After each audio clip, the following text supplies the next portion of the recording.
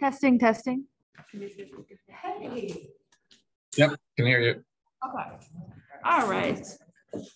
Good afternoon. My name is Caitlin Metzger. I work at You Can Vote, and I want to share a couple resources here with everyone and those listening. We do have paper copies here, and I hope that folks can find some, if you're on Zoom, find someone that's in the room to get materials, because we need your help to share the updated eligibility. So a couple things to know about voting in 2022. Election day is November 8th. That is coming up in just a couple weeks. Early voting is October 20th to November 5th. That starts even sooner. And I did bring the early voting schedule for Durham.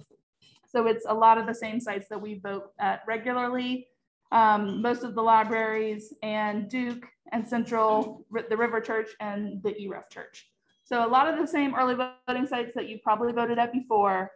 The biggest thing I want to make sure everyone knows is that eligibility has expanded in North Carolina. This summer, we saw a court ruling that actually expanded tens of thousands of people in North Carolina. It's thought to be the biggest expansion since the Voting Rights Act was signed. So this is very good news, but we're seeing some confusion. And of course, with any change for voting rules in North Carolina, there's going to be a little bit of confusion. So what you need to know is that people who are released from prison or jail for a felony conviction are eligible immediately upon release. So in order to vote in North Carolina, you have to be 18, a US citizen, live in North Carolina, of course, and not currently be in jail or prison for a felony. Now, make sure that you just understand the difference between a misdemeanor and a felony. People who are charged with or convicted of a misdemeanor never lose the right to vote, and that has not changed. The only thing that's changed is the eligibility for those convicted of a felony. You used to be able to have to wait until probation or parole was over. Now, as soon as you're out, you're eligible. And so we need your help, and we need everyone's help to make sure that voters who are eligible to vote know how to register and go vote. The registration form, same as always. It has been updated in 2022. But with this expansion for eligibility, there's no extra step. It's not a different form or a different anything. It's the same registration. And so we just need to make sure that folks get the information and get ready to vote in November. The last thing I want to make sure you know, I think you might, but just keep in mind, there's 3 ways to vote in North Carolina. You can vote early, vote on election day, or vote by mail. If you want to vote on election day, November 8th, or if you want to vote by mail, also called absentee voting, you've got to get registered before or on October 14th. That's the deadline. If you want to go vote early, you can register and vote the same day. We do still have same day registration in North Carolina, but we really recommend to do that now if you can. Saves you a step when you go to vote. It's just quicker and makes a smoother process. But if you talk to someone after the deadline and they're eligible, they can just go to early voting. There's no special step or updated form or anything like that. The last thing that I have to share in terms of materials is that there is a judicial guide that I brought. This is printed by Democracy NC, and it has the judicial candidates and the Senate candidates for North Carolina. There's going to be additional candidate questionnaires. We're nonpartisan, so I'm not making any endorsements or telling you who to vote for. But one thing that we still find is that a lot of new voters or infrequent voters sometimes say that one of the biggest hurdles is they don't know how to find good information or true information. And so getting registered to vote, making your plan to vote, and having a little bit of help about researching your candidates are some of the most important things that we can do to help our neighbors get ready to vote this fall. If there's any questions, I'm happy to take questions or distribute some materials. Yes. Just a quick comment and question. Okay, I forgot to say this in my introduction. Sorry. If you do have questions and you're in the room, can we get a little closer to the mic so everyone can hear you? Yes, all right. I have a question. Can you guys hear me? Yes. My question is, how do we find a cluster or someone is working with folks that are re-entering, that were out, they're out, and begin to work with them? I don't feel like hitting every corner, but if I have to, I will. How do I get a cluster, someone assisting these group of folks that are coming out? Is there someplace they're organized? I guess that's my word.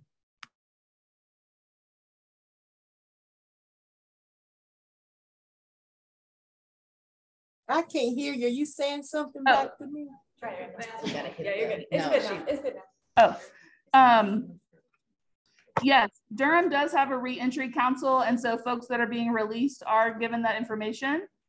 There's also a statewide re-entry council, so if you know folks in different counties, they can actually plug in with those councils as well. The biggest thing though is that all of us know people this impacts, and so the biggest thing we all can do is just share the information with our friends, families, colleagues, and the information will trickle out into the community. Yeah, I understand that, but the trip route is what concerns me. It's developing a relationship that you can encourage this population on how to do it. But sometimes people make things seem impossible and they give up. So that's my concern. But I got you say it's the re-entry organization. So what? It's called the Reentry Council. Yes. Council proving. Okay, I got you. All right, and I will just address that there are some trust.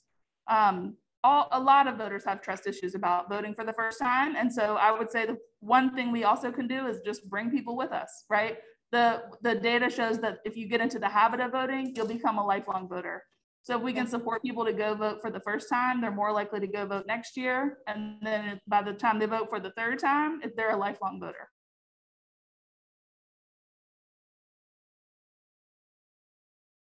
Am I speaking loud enough to be heard, or should I come stand? I would come a little bit. Glad to, thank you. Yes. Hi, it's always a treat to follow Ms. Rosa.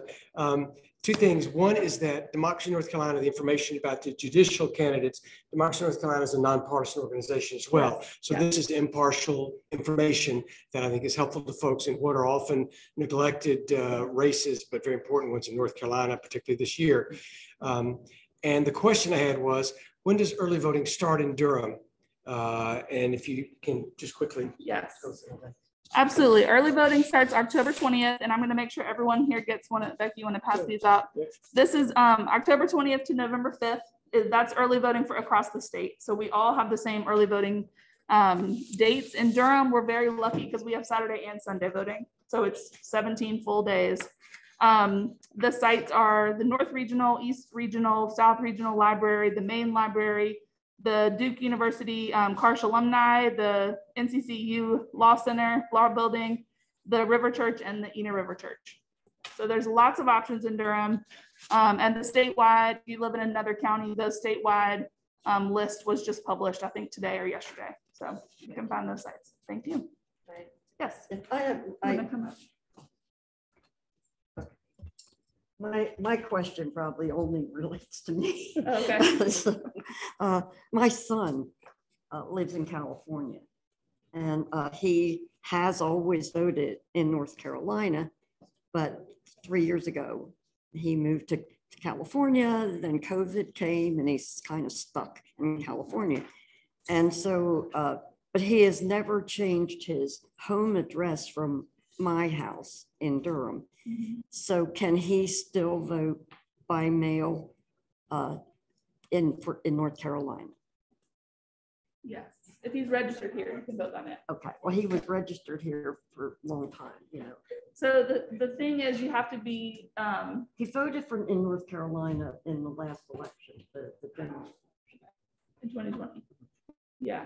If his registration is here, he can do that. But the way the law is written, it's however the voter considers home. So if he has plans to never come back to North Carolina, I would have him update his registration in California. Well, he hasn't decided that yet. Yes. Well, maybe we could talk after. Okay. Yeah. I think it's real important to say legally, you can vote here if your intent is to permanently reside here. It's how the voter chooses. Yeah. That's how it's difficult, because it's up to the voter to decide where they consider home. So I'm not making a recommendation for how he feels. Okay. Yes. I'd like to ask if it's possible to register online. Can you totally register online? Or partial. We do have partial online voter registration. The way that works is that if you're a DMV customer in North Carolina, so if you have a driver's license or a state identification card through the North Carolina DMV, you can register to vote online. If you don't have one of those, you'll have to use the paper form, and we still use the paper form because we turn it in and know that it gets turned in. It does occasionally happen that the online portal doesn't work perfectly. So I would just recommend if folks do register online, if they're a DMV customer, just ensure that it went through, maybe wait 2 weeks and then check your registration online and make sure that it went through all the way. Yes. Just to make sure that we're mindful of everyone's time, we're going to move to the next part of the agenda. But if you have more questions for Caitlin, please share those in the chat. In addition, hopefully you'll stick around for a little bit for any individual questions for everybody who's in the audience. Yes, thank you. Now we will move to the next portion of our agenda. And we'll have our presentation from Mr. Anthony Scott, who is joining us online. Thank you. I'm Dan Hudgens, and I'm going to introduce Anthony as if he needs an introduction. As many times as he's been here, I think he's been here since 2016. I think he's been with us every year since then. Now there is some big news that I think he's going to announce, and if he didn't show up, I was going to tell you. But since he's online, I want to let him tell you. But some exciting things are happening, and you'll get an update on that today. So I will also take responsibility for Anthony not being here. I don't think I told him it was an in-person. So he is prepared to be, he's going to do it on Zoom, and my bad, not his. So I'm just looking and thinking he might have been on his way over, but Anthony, no, he's not. Yeah, there he is. I'm still here. I'm still here, Dan. Yeah. Okay. So my apologies. I did not realize that you were doing hybrid meetings and I missed that somehow, but otherwise I've certainly been there. So I'm going to go ahead and share now.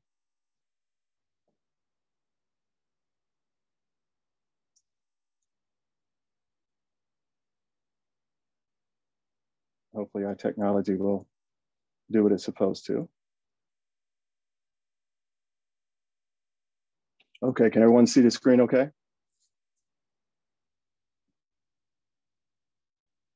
Someone needs to say something because I can't see anybody's screen. There it is.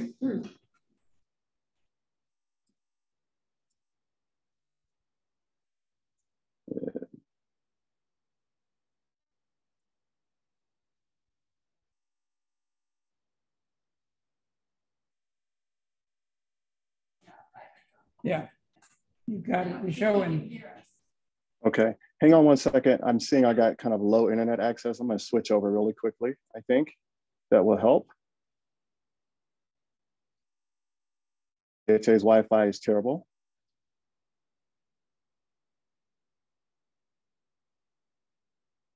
Okay, can you guys hear me? Yes. Okay, good. All right, so I do want to give you a quick update on DHA's Downtown Neighborhood Plan, also known as DDNP. And much of this you all have heard, but just in case we have new folks on the line, this was an effort geared towards our downtown area properties. So it's a total of 447 public housing units that exist. 214 of those are at the Liberty Main Street site. There are 177 at J.J. Henderson and 55 at Forest Hill Heights. The remaining sites are vacant. And it also includes 2 city sites in the overall plan and 1 county site. When we introduced this plan to everyone back in 2019, the idea was that we would rehab or construct over 2,500 units in total. We estimated it would take about 10 years to do all that work. The budget was originally over 500 million. Now that budget has ballooned to over 700 million. And we'll talk about that a little bit in the presentation today as well. And again, these are the sites laid out here. J.J. Henderson, the old, what used to be called Oldham is now called 519 East Main Street. Our building, our office building here on Main Street, the Forest Hill Heights community, the vacant Fayette Place site, and then the 2 city sites, Rigsby Street Station and Southside 3. And these were our plans that we showed you back in 2019. And we'll talk a little bit about how those plans have all changed. You'll see the Hunt Street Station, the top right.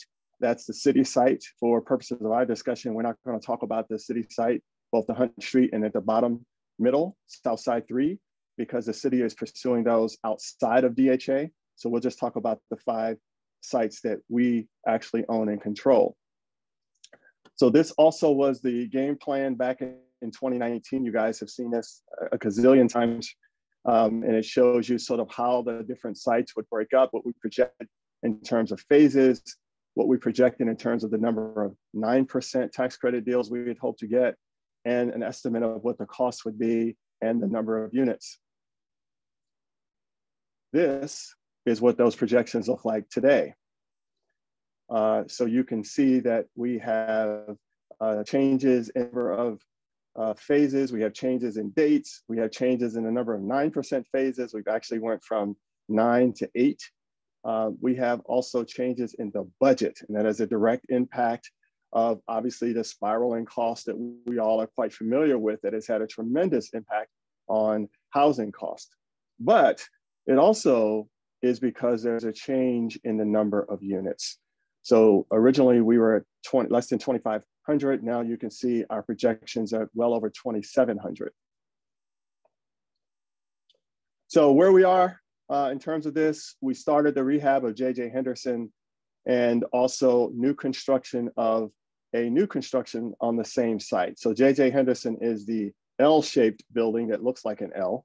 And then the J.J. Henderson new construction is the larger L-shaped building that you see. So we built that on the existing site of J.J. Henderson. And where we are with that is we are well underway with our rehab of J.J. In fact, we are expected to be complete this month. And we are hoping to have an opening for our J.J. Henderson rehab at the end of next month. So you guys will be able to come out and see the difference in the units, how they look now, and all that extensive work that was done at JJ. These photos give you an idea of how some of the improvements that took place. Includes new air conditioning units, flooring, kitchens and baths for the most part, and also additional work with closets and things of that nature. So we're very pleased to see that we're coming to the conclusion of the very first site that we started well over a year ago. And as mentioned, on the exact same site is a new construction building, which has been named the Joyce. This is well underway. If you've been down on over on the J.J. Henderson site, you've seen it coming up. They're starting to get the brickwork up now. It's going to be 80 units, 71 bedrooms, 10 two-bedrooms, and it is named the Joyce after Joyce T. Nichols, who was the first physician's assistant woman of color in the country. Graduated from Duke's program that happens to be right across the street. This is actually an outdated photo now of the Joyce under construction and on its way. So that they've got more brickwork done now. We are about 70% complete on this site, and it is expected to be complete by the spring of next year. Next up is our Liberty Street and 519 East Main Street site. This is a 5-phase development. I believe the original proposal was 4 phases, but it's now 5 phases now that we have the developer on site. And I'll just mention one of the reasons why I always start with what we projected in 2019 is to reemphasize what we said back then, and that there will be changes in these plans. There'll be changes in number of units, there'll be changes in sizes and all kinds of things, because that is the nature of development. And once you get to letting the rubber meet the road, you get your developer on board, you're looking at the financing picture, then you can see what the changes will be from what we projected back then. We're happy to say, though, that so far the changes that we've seen in all of our new construction has either been the same as what we projected, or we've seen increases in the number of units overall. But as you'll see later, some of that is not all of what we had hoped. And a large part of that is we've been driven by the spiraling cost of construction, and just interest rates now are on the rise. That's another factor that has going to have an impact on us as well. Chairman Hudgens had hinted at some good news, so I will say officially here, even though I don't know if HUD's officially announced it, we've been on embargo for the last week or so, but we were successful in winning a Choice Neighborhoods Initiative grant that will be targeted for this particular property. It's a $40 million grant. There will be an official sort of ceremony for it on next Monday at 2:30, actually at this site. So we are beyond excited about this huge impact that it will have on our ability to keep our DDMP process moving. The $40 million will go towards phases 2 through 5. Phase 1 is actually already fully funded. We're expecting phase 1 to begin construction before the end of the year. It looks like now November. And then phases 2 and 3, we expect those to begin construction in the spring of next year. These are renderings of the first phase, which is called the Elizabeth Street Apartments right now. So it's 80 units of development there. Then the Commerce Street Apartments, which I believe 68 units that are being proposed for phases 2 and 3 for that site. And those are all the renderings that we have at this point, because we haven't done much more work on that. We need to get these 3 phases going out of the ground or a little further along the road before we'll begin work on phases 4 and 5. But I would just stop here to say, you know, we are beyond excited to know that we were successful in winning that $40 million. And just to give you a sense of how that works, so 70% of that funds will go towards the physical construction of this site. But Choice Neighborhoods is larger than just the one site. It actually includes a larger geographic area that is pretty close to the DDMP overall site area. So as a part of what the grant requires, you have to do more than just the physical construction of a redevelopment of a public housing site. So 15%, or about $6 million, is going to go towards the families that are on this site. So there'll be long-term sort of case management over a course of 7 years for the residents that are on the site. Even when they leave the site, that assistance will follow them. If they are not coming back to this site, they're, you know, for some of the units, they're going to transfer to other places. So those residents still will have those wraparound services that'll be available to them. There's a third phase, which is called the neighborhood component. And there's about $6 million for that. That's going to go towards, we're going to spend some money on the Hayti Heritage Center facade improvements. We're going to spend some money on connecting that Fayetteville Street corridor to the downtown area, basically this site along the Fayetteville Street corridor. And then it'll also be several $1 million that'll be used in conjunction with the Office of Workforce and Economic Development to help small businesses along that Fayetteville Street corridor as well. So in order for the Choice Neighborhoods grant to be successful, you are at least a successful winner, you have to have a scope of services that is beyond just that targeted site. So that's why you hear these other pieces that are out there and the other dollars going towards that. So we have a whole host of partners working with us on the Choice Neighborhoods. Durham Children's Initiative will be our people lead that is working with those families on the site. Downtown Durham Inc.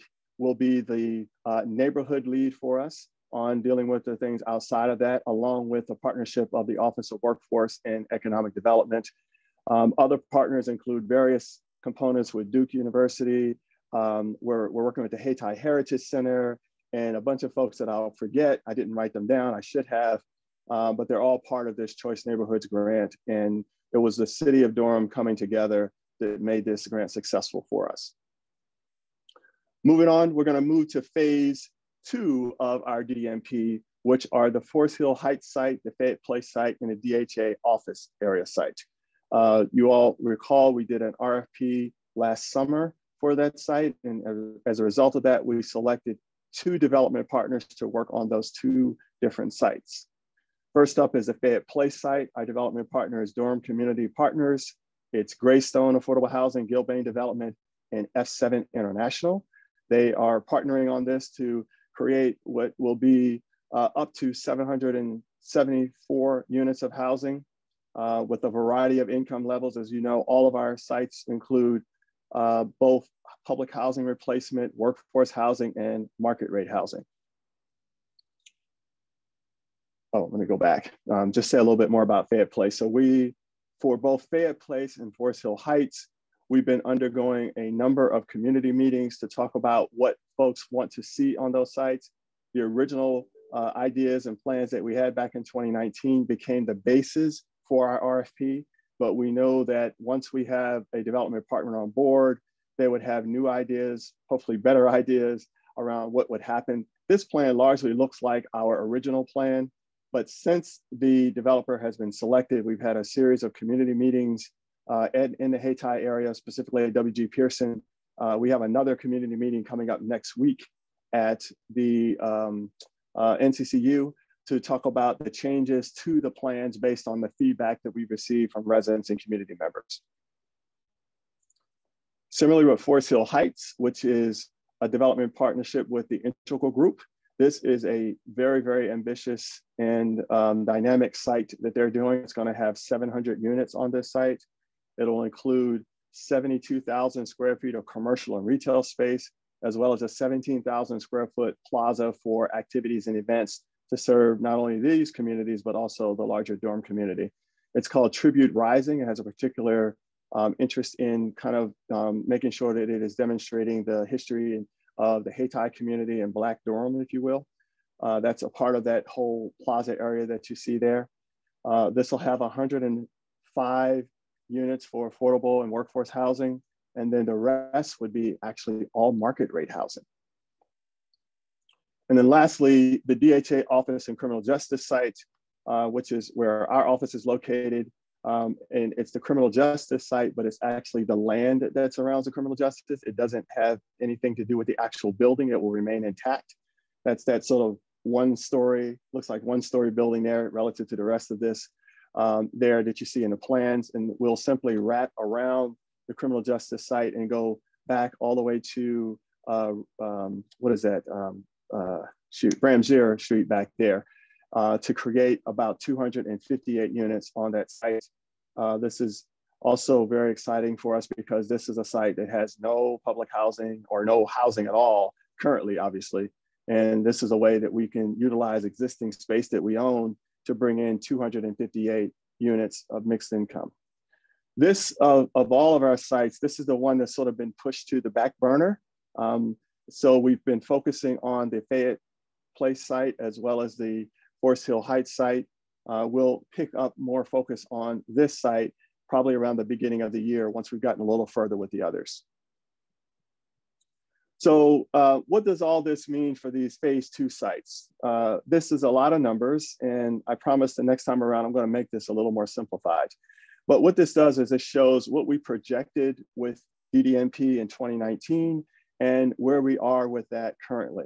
So the first boxes that you see at the top shows you the affordability levels, 30%, basically that workforce band between 30 and 80, and then unrestricted, or what most people would call market rate. And you can see the changes that have taken place. We have now 20% of the units, and this is just the last 3 sites, right? Forest Hill Heights, the DHA office, and the Fayette Place site. These are showing you the changes from what we projected and what, no, I take that back. This is overall. This is overall the first box. So you can see we've increased the number of 30% units by a little bit. The number of 30 to 60% units has decreased, and the 60 to 80 has decreased significantly. And we've had to do more unrestricted units. Remember, the way for us to be able to afford our affordable housing development is by blending the different income levels. That blend of income levels allows us to be able to serve as many affordable units and as deeply affordable units as possible. But it does mean a shuffling of some of the numbers. And we talked about this back in 2019, and we're continuing to talk about this. These numbers will change yet again as we continue to do more work with our development partners, as we get other resources available. The choice neighborhoods dollars that we talked about earlier are not factored into these numbers right now. So we could see some numbers go up. Just giving you a point in time, going back to probably about 6 months ago as to where we are. So these numbers will continue to change. We hope to see better numbers in the affordable and less than 30% units. The second group of boxes you see shows you comparisons of what we projected with DDMP in 2019 and what's proposed right now based on the proposals, not based on where we are with those development partners today. So again, these numbers are going to change.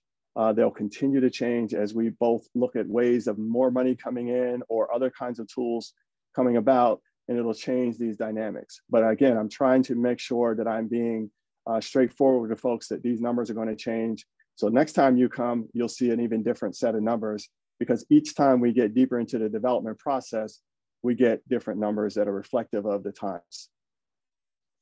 And this is a much more convoluted way of showing you the whole entire process laid out, all of the DDMP and what the changes will be. And I just want to ask you to focus on just this portion over here.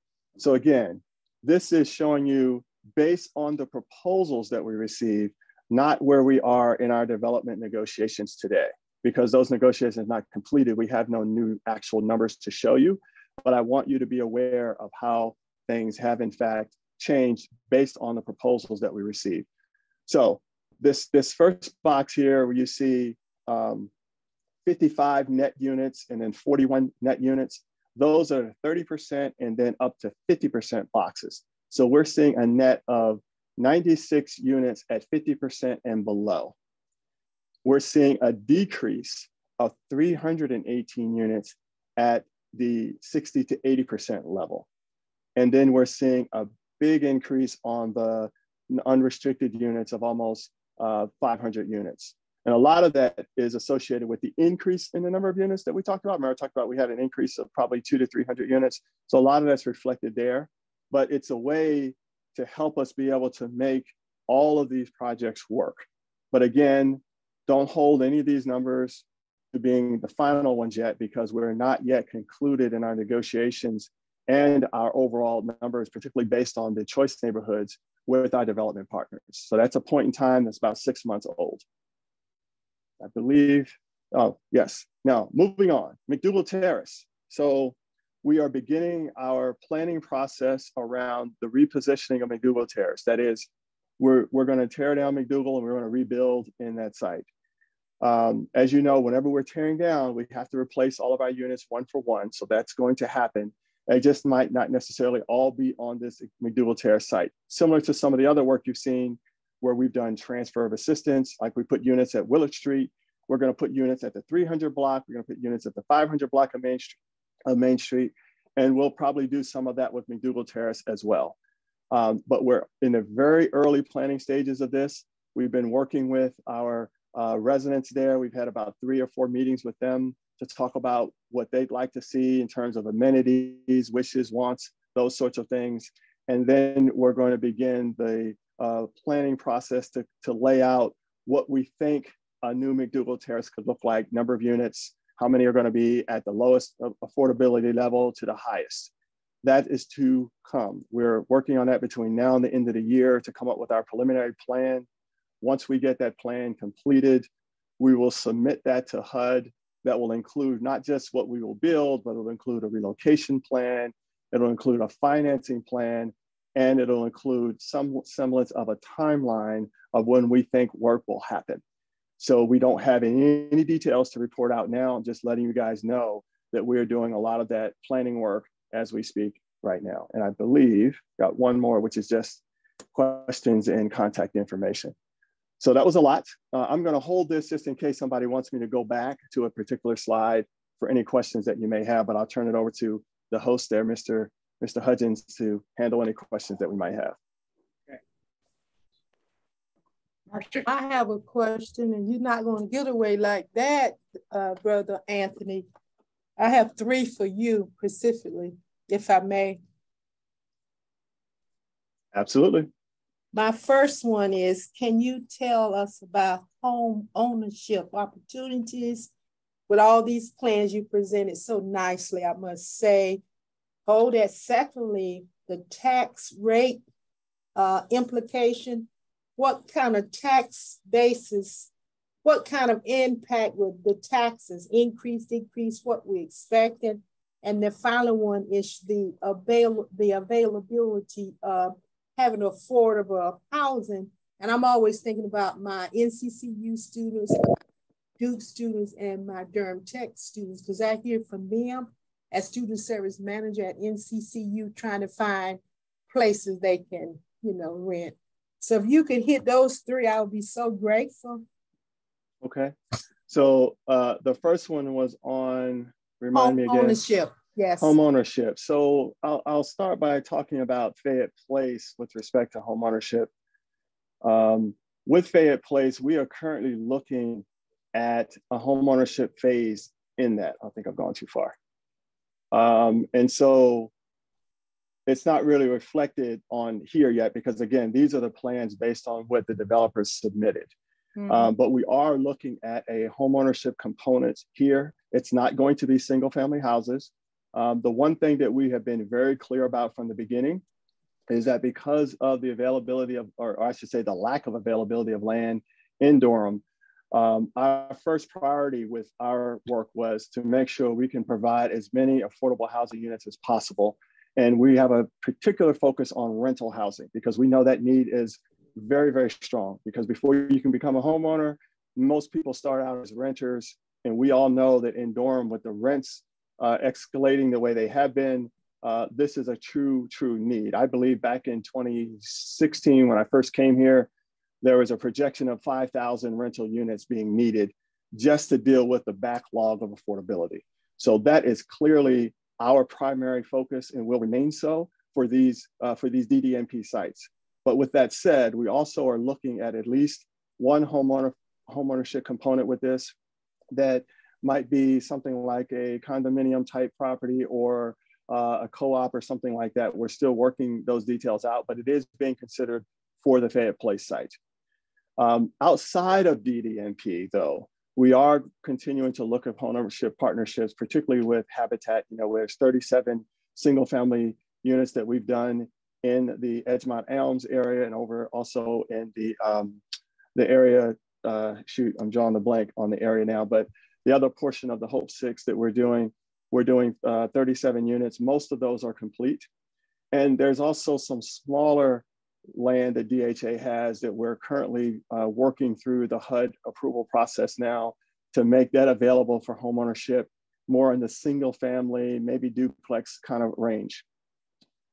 One of the other questions you asked about was the impact on taxes. I do not know. That is a county assessor issue, but we all know that if you're seeing an improved Durham, you're going to see an increase in taxes, right? We just know that's a fact of life.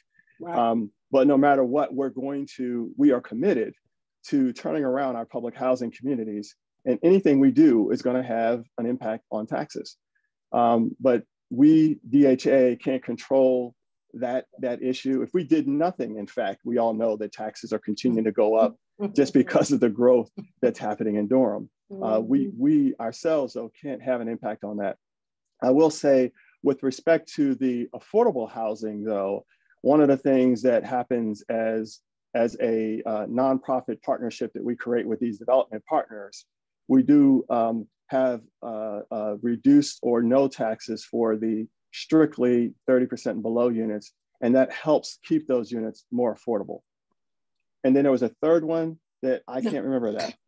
You hit them, you put them together. I asked about the affordability for our students. Right. And we can't build student housing. That's not something that we're able or allowed to do. But if a student is, living on their own or what have you, and they can qualify based on their income, then they have the same qualifying criteria as any other interested renter. Okay. Anthony, I appreciate that. Thank you. You're welcome. Mr. Hudgens? Got one, Marcia, right here. Hey, Anthony, it's Marcia McNally. How are you? Nice to see you. Congratulations. You as well. Thank you. So I have a very small question. At the beginning of your presentation, you had Rigsby and Southside 3 in your some sort of a portfolio. What is the portfolio that you're talking about? Why are they included? But if they're city, or are you doing it with the city, or what's that about? No, the city, so the Southside 3 is being done with the previous developer who did Southside 1 and 2. That's McCormick Van Salazar, and the city is doing that on their own. When we started DDMP, the city asked us to look at those sites to kind of get a sense of what could be built on them as a part of our overall planning. But since then, given all of what we have on our table, the city is moving forward with Southside 3.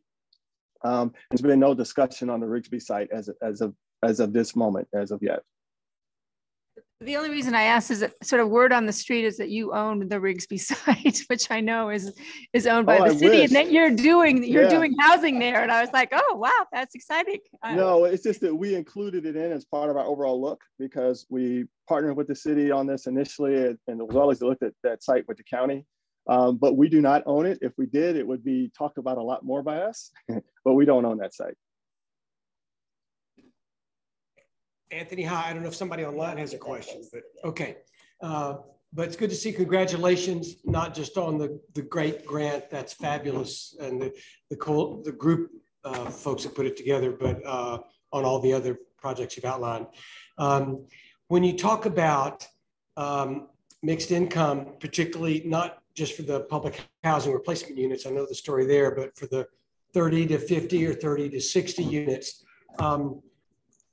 will they be legally bound to remain that way forever, or is there a time period after which they can be rented back out as market rate units? What is the period of affordability?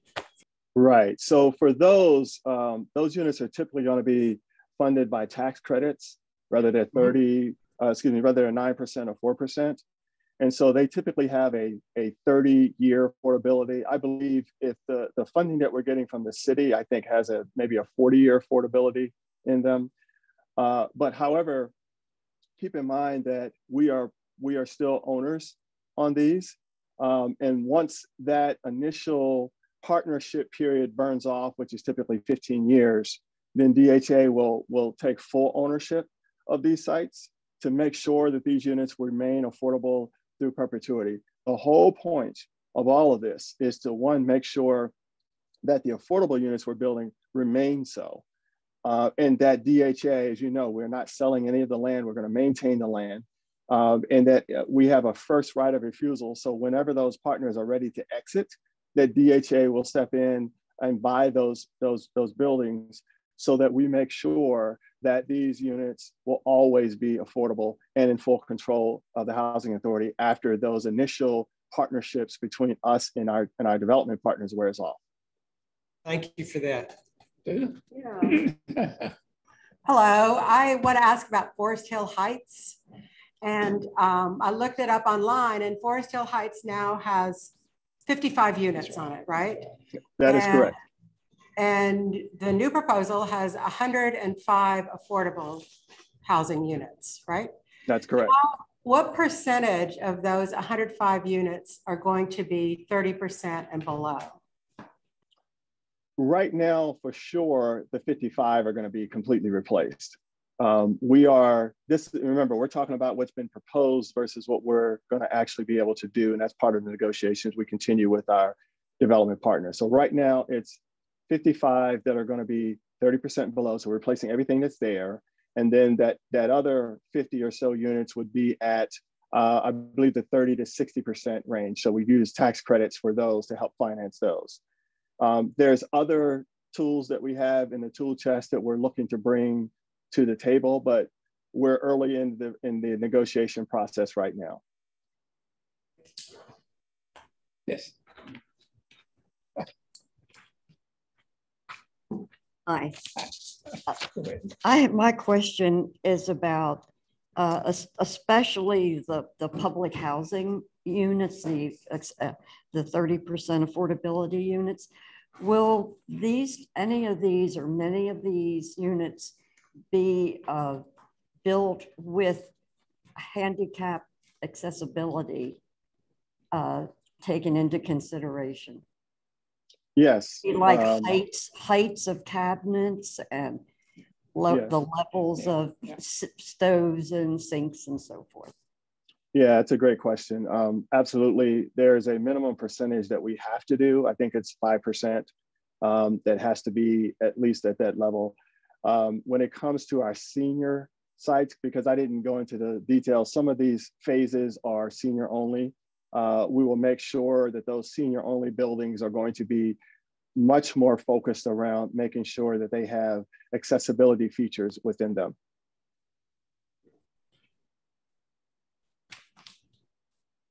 We have a couple more minutes. Yeah, we got a couple more minutes for questions. Anybody online who wants to ask a question? They can just unmute themselves. Anybody in chat free? Yeah. Nobody in the no questions in the chat. Can't believe we're finishing up early. No, I have one more. I was saving it for more time because I've been pretty involved, Anthony, in the progress we are making.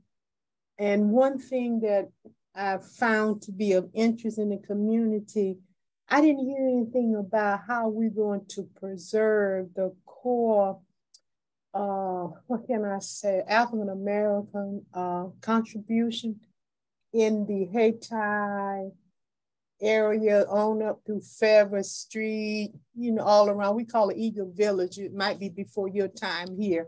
Does that make, you got my question? I do. So we'll start, since we have this on the screen, we'll start here. And remember, this is called Tribute Rising. So that entire plaza area that you see reflected here is actually, you can't see it on this very well because it's blurry, but there's a terracing that goes back, and each one of those levels is going to have something that speaks to the history of Hayti. And then when you get to the Fayette Place site, the same thing, there's going to be a whole concerted effort around making sure that we are preserving and highlighting and uplifting the history of Hayti. So we don't have it, and if you come to the meeting on that, this whole thing has been redone in terms of what they're looking at. But this little area, the little triangle here in the middle, that's the whole area there that's going to be designated to be part of that. And then, as I mentioned, with the C&I grant, there is some funds there going towards the Hayti Heritage Center directly. So we're actually going to contribute about $500,000 to facade improvements for the Hayti Heritage Center. And then there's about $250,000, I think it is, that's going to be geared towards the Fayetteville Street corridor to help with making it more pedestrian friendly and to have markers and things of that nature. So it's built into at least two of our sites directly and financed. That's beautiful. We talked about healing the pain, and I think you heard that at our meeting. So I'm not a crybaby, but my heart is truly grateful that I see their attempt to address that, because I heard a lot of pain there that night, and I can see how you seem to have heard that. So thank you. You're welcome. Who's got a question? We have somebody else? Yes, I do. This is Rita. For the commercial space in Fayette Place, would that include grocery stores, things that would be affordable to those who have less than 30 AMI income? What types of commercial properties are going into that space, or is it going to be included in the housing area, or are you all talking about surrounding from Fayette Place? I think I got your question. You were breaking up a bit, at least for me. But the original plan was the sort of pinkish building that you see was to target for a grocery store. You know, this is not a huge site in which we could do that, right? You have to put in a parking and other things, but it'll be a smaller type grocery store, like maybe a Lidl or an Aldi or something like that, is what the idea was. And since we have gotten this proposal and we've had a lot of communication with the community, there's actually some additional commercial that's been added to this site. But the target here is to make sure that we're focused on some smaller businesses that will actually have spaces there on the ground floors. This is kind of a site that slopes.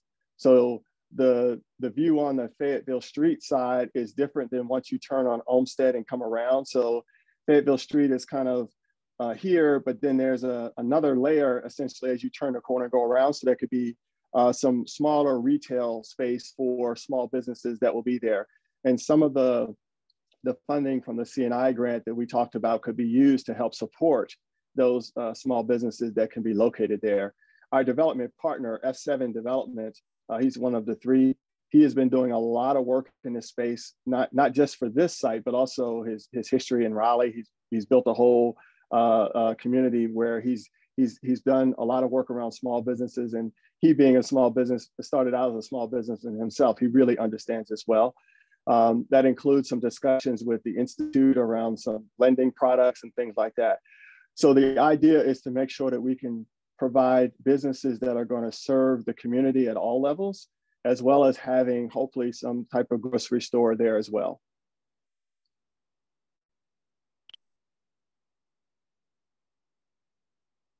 thing to this. The whole issue of Hayti came up when we had a site visit for our grant. And I think they were the team that was here from HUD. They were here virtually. They didn't physically come, but they did get a real history of Hayti and what happened and why we see this fitting in as a social justice issue for the community. And I think it was presented in such a way, I think it had a real impact on the team. And I think helped us. And there was a commitment very, very clear in that this was one of the underlying issues that Durham has not dealt with, and that this is a part of the way that we hope we can contribute to that issue and resolving some of the hurt, anger that is there and should be there for what's happened in this community.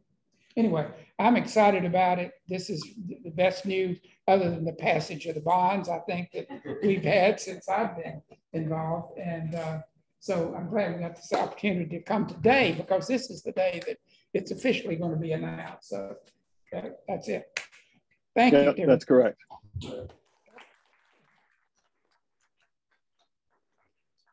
Thank you all. I appreciate you giving me the time today. Thank you. Thanks. All right, so I join in your enthusiasm. Good. Now we will move to the portion where we give updates. We'll have Becky talk about the rail trail.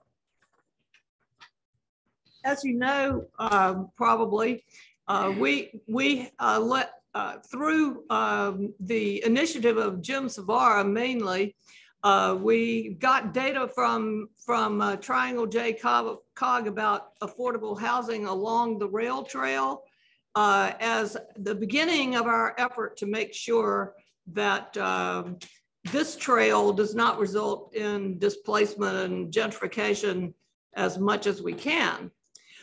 So we thought that we requested that they assess all of the public land along the trail for its suitability for affordable housing. And that request has been granted and for the city, but now we have to go to the county and get the county to request an assessment of county-owned land. But the city has said that they expect to have the results of that analysis at the public meeting for the rail trail that's going to be Wednesday, September the 28th at 6 o'clock at the Durham Armory or online. And that information is on the calendar here. And we also want to look at privately owned or affordable housing that is now affordable. There is some under 60%, and but we need to have a committee to do that. So we need some people to step up to start to look at what we can do about that. Just to let everyone know, you can point the microphone up. It has a good range. You don't actually have to bend over. Now we'll have Jim Savara talk about transit. Not much to add. We have had the alternatives, two major alternatives have been released. There's going to be a revision to the portion that deals with regional rail. That's expected at the end of this month. And at that point, we'll also get the announcement of public input sessions that will be available. So that's all I have to add. Anybody else? Okay. All right. I'm going to make one little adjustment since you're already up here, Jim. And you can talk about the down payment assistance program. You've been highlighted quite a bit. Yes, well, this is a new program that's part of the Forever Home Durham program. It provides up to $20,000 grant to cover down payment for low-income families under 80% AMI. It is a forgivable loan, which is 0% interest. After 6 years, the loan starts being forgiven and is completely forgiven after 10 years. So we will put information on the website. Community Home Trust is managing this program. And the key thing is the applicant has to find a home before they can apply for the funds. And so that is kind of slowing down the startup. And I also wanted to mention the new and improved Durham Tax Relief Program. The amount of grant sizes has been increased and the percentage of the tax bill. So for extremely low income households, the grant will pay 60% of the tax bill up to $1,500 total, 50% in the middle income group up to $1,250, and for those over 60%, 40% of the tax bill up to $1,000. It's time to start spreading the word, and as I go out, I will hold up to the camera a flyer which we've developed, and we want everyone involved in the coalition to start spreading the word. Applications are being accepted now. Thank you. Thank you. We'll have an update on.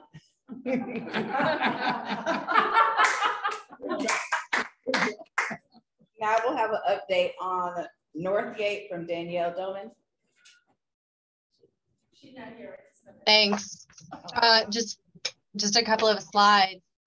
Since we last talked, Brandon Williams from the Walltown Community Association presented at a recent City Council works session. And he asked council to support the neighborhood-led vision for Northgate.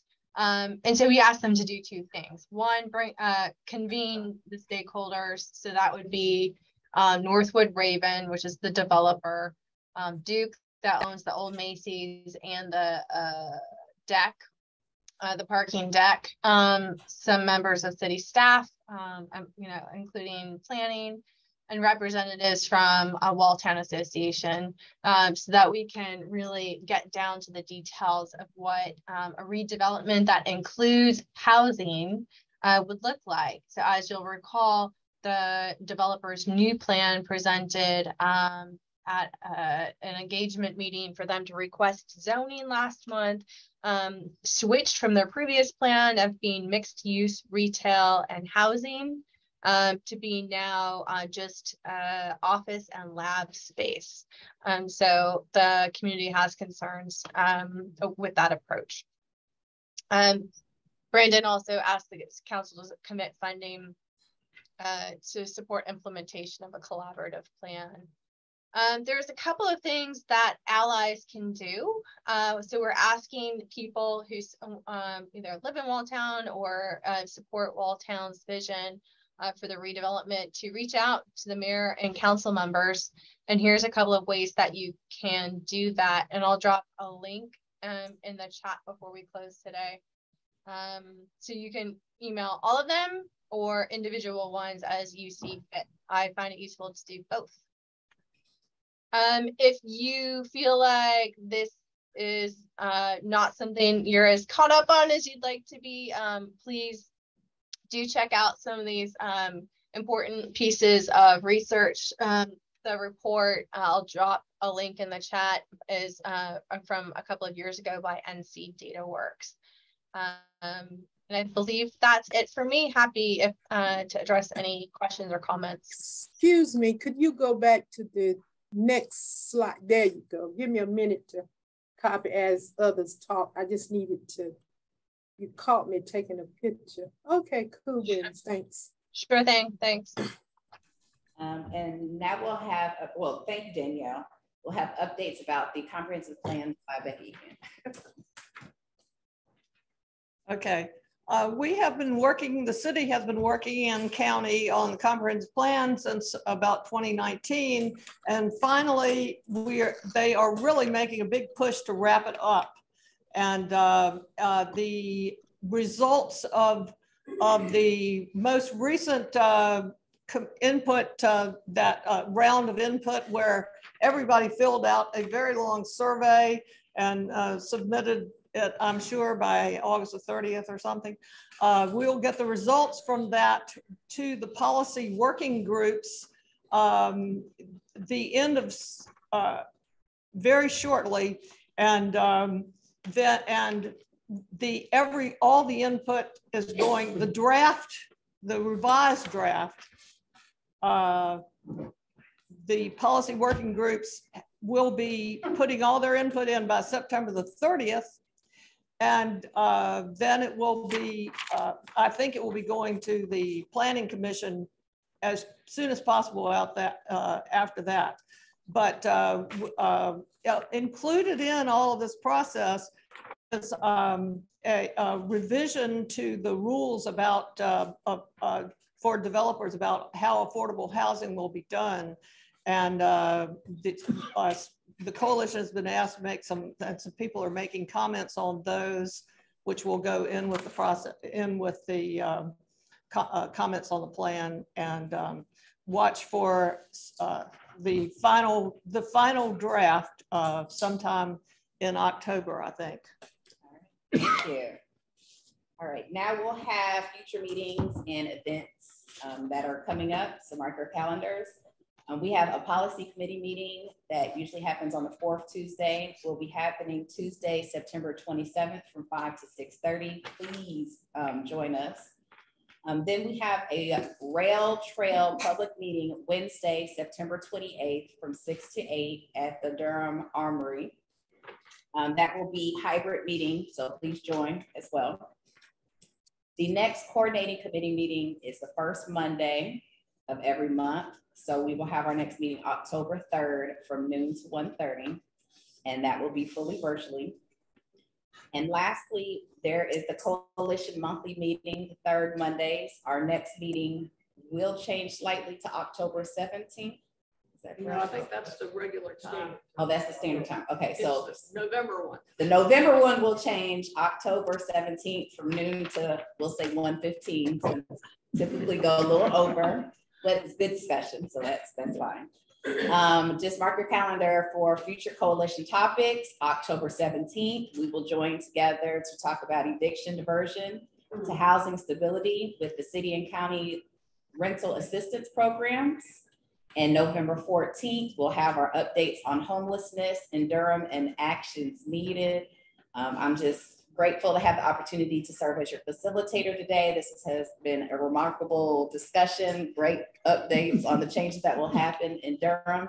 And I hope everybody enjoys the remainder of your Monday and the remainder of the week. Thank you. Good job.